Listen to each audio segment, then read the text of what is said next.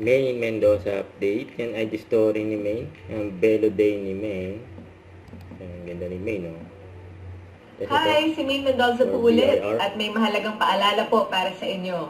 Ang deadline ng annual income tax return ay in-extend hanggang May 15. Kaya siguraduhin po natin na makapag-file at makapagbayad bago ang takdang araw.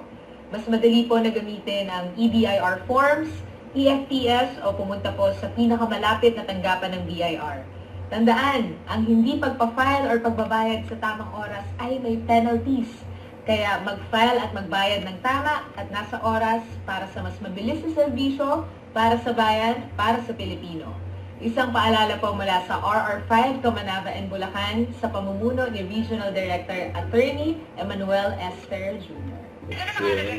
Sa ito highlight si May sa Itbulaga. Unit po, bossing. Okay. Ilan po ang hanap Si May sa Go Sido. to Caloocan City for winners of 5,000 pesos. Bagong ikpat. For 3. Nawala. Nakasugod bahay. For 3. Salamat din. Ano ako, kuya? Dapat ismarap ang sale.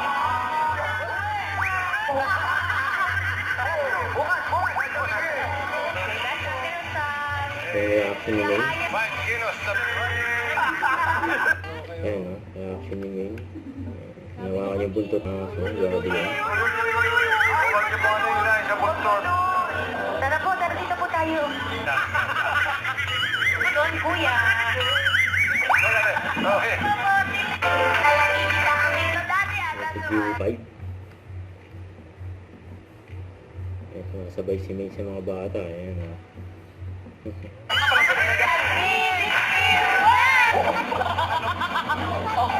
Ako si Alan.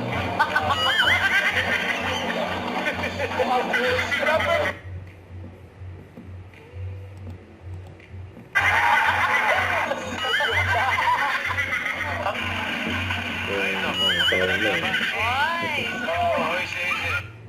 Itbulaga.